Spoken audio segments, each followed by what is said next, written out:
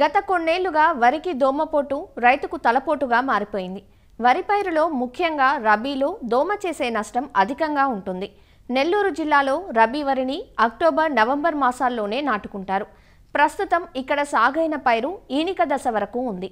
పెరుగుతున్న పగటి ఉష్ణోగ్రతలతో పాటు నత్రజని ఎరువుల అధిక వాడకం, నీటి యాజమాన్యం సక్రమంగా చేయకపోవటం, మురుగునీటి సౌకర్యం లేకపోవటం వంటి రకరకాల కారణాల వల్ల అనేక ప్రాంతాల్లో సుడిదోమ ఆశించినట్లుగా తెలుస్తోంది. ముందు ముందు దీని ఉధృతి మరింత పెరిగే అవకాశం ఉంది.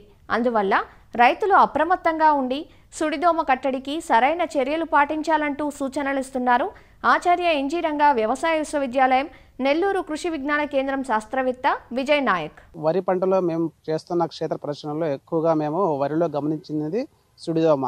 ఈ సుడిదోమ యొక్క పిల్ల పురుగు, పెద్ద పురుగు రెండు కూడా నీటి మట్టానికి దగ్గరలో కాండం పైన ఉంటూ కాండం నుంచి రసాన్ని పీలుస్తూ ఉంటాయి.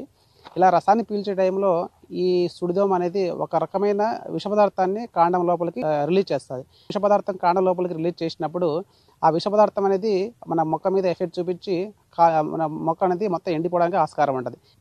ప్యాచెస్ లాగా అంటే గుంపులుగా ఈ మొక్కలను పసుపు రంగులు మారిపోయి ఎండిపోతూ ఉంటుంది. సో దీనికి గల కారణము సుడిదోమ. అదేవిధంగా ఈ సుడిదోమ అనేది పంటకు ఆశించినప్పుడు ఒక రకమైన జిగురు పదార్థాన్ని విసర్జిస్తాయి. ఈ జిగురు పదార్థాన్ని విసర్జించినప్పుడు ఏమవుతుందంటే దాని మీద నల్లని బూజు అనేది పెరుగుతుంది. ఈ నల్లని బూజు పెరిగినప్పుడు కూడా ఇక మన పంట మీద నష్టాన్ని చేయడానికి ఆస్కారం ఉంటుంది. ఈ సుడిదోమ పంటను సోకడానికి ప్రధాన కారణం ఏమంటే నాట్లు అనేది ఒత్తుగా వేసుకోవడం. ఈ నాట్లు ఒత్తుగా వేసుకోవడం వల్ల ఈ సుడిదోమ పంట ఆశించడానికి ఆస్కారం ఉంటుంది. అదేవిధంగా సిఫారసు చేసిన ఎరువుల కన్నా ఎక్కువ వాడడం. మామూలుగా అయితే ఒక ఎకరాకు శాస్త్రవేత్తలు సిఫారసు చేసిన ఎరువులు ఎలాగ ఉంటుందంటే నత్రజని యూరియా రూపంలో అయితే 2 బ్యాగులు, అదేవిధంగా ఫాస్ఫరస్ సింగిల్ సూపర్ ఫాస్ఫేట్ రూపంలో అయితే 3 బ్యాగులు, అదేవిధంగా మనకి potassium MOP muriate of potash అయితే ఒక ఎకరాకి 25 కేజీల నుంచి 30 కేజీలు దాకా రికమెండ్ చేస్తాం. అది ఎప్పుడంటే రబీ కాలంలో. సో ఇంతకన్నా ఇప్పుడు మేము గమనిస్తున్నది ఏమంటే రైతులు యూరియాని విపరీతంగా ఎక్కువ యూజ్ చేస్తూ ఉన్నారు. అదేవిధంగా ఎక్కువ రోజులు నీళ్ళు నిల్వ ఉంచడం, పొలంలో నీళ్లు తీయకుండా ఎక్కువ రోజులు నీళ్ళు నిల్వ ఉంచడం, ఈ రకాలన్నీ కూడా ఇలాంటి కండిషన్స్ అన్నీ కూడా ఈ సుడిదోమ సోకడానికి ఎక్కువ ఫేవరబుల్ కండిషన్స్ లాగా యాక్ట్ చేస్తుంది అనమాట. సో దీన్ని మనం ఎలా నివారించుకోవచ్చు? ఈ వరి నాట్లు వేసుకునేటప్పుడు ఒక చదరపు మీటర్కి మనకు 33 కుదుళ్ళు మనకి ఇది ఖరీఫ్లో, అదేవిధంగా రబీలో అయితే 44 కుదుళ్ళు, అదేవిధంగా మనకి ఎడగారులో అయితే కనుక 66 కుదుళ్ళు ఒక చదరపు మీటర్కి ఉండేటట్టు చూసుకుంటే మనకి కరెక్ట్ ఆప్టిమల్ స్పేసింగ్ అనేది మెయింటైన్ చేయొచ్చు. అదేవిధంగా వరి పంటలో కాలిబాటలు వేసుకోండి. ఈ కాలిబాటలు ప్రతి 2 మీటర్ల హైర్కి ఒక 20 సెంటీమీటర్ల కాలిబాటలు వేసుకోవడం ద్వారా ఏమవుతుందంటే మనకి గాలి వెలుతురు అనేది మన పంట లోపలికి కూడా నీట్గా ఎంటర్ అవుతుంది. కాబట్టి ఈ సుడిదోమ అనేది సోకడానికి ఆస్కారం ఉండదు. అదేవిధంగా పొలంలో నీరుని ఒక 2 నుంచి 3 రోజులు తీసి ఎండబెట్టాలి. ఇలా ఎండబెట్టినప్పుడు ఏమవుతుందంటే ఈ సుడిదోమ అనేది తగ్గే ఛాన్సెస్ ఎక్కువ ఉంటుంది.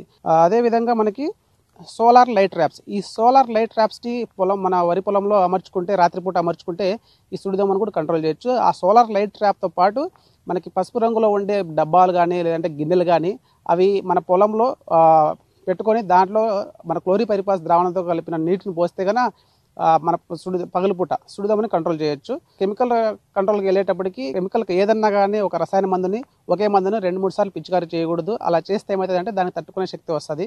కాబట్టి రైతులు ఇప్పుడు సూచించే రసాయన మందులు అనేది మార్చి పిచికారీ చేసుకోవాలని సూచిస్తున్నాము.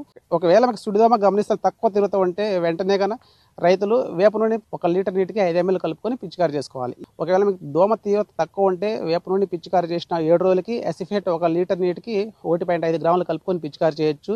ఇమిడాక్లోపిడ్ ఐసోప్రోథైలిన్ కాంబినేషన్లో ఉన్నది గ్లామోర్ అనే మందు ఉంటుంది. 50 గ్రాములు కలుపుకొని పిచికారీ చేయొచ్చు. అదేవిధంగా పైమెట్రోజన్ అనేది చెస్ 120 గ్రాములు కలుపుకొని పిచికారీ చేయాలి. అదేవిధంగా ట్రైఫ్లూమోజోపైరమ్ అనేది పెక్స్లాన్ అది 96 ml కలుపుకొని పిచికారీ చేయాలి. అదేవిధంగా బుఫ్రోఫేజిన్ అనేది ఒక ఎకరాకి 320 ml అంటే 1 లీటర్ నీటికి 1.6 ml కలుపుకొని పిచికారీ చేసుకోవాలి. సో ఈ చెప్పిన రసాయన మందులు కంపల్సరీ మార్చి పిచికారీ చేయాలి. ఒక 15 రోజుల గ్యాప్లో 2 సార్లు. ఇలా చేసుకుంటే సుడిదోమ బారి నుంచి మనకు పంటని కాపాడుకోవచ్చు.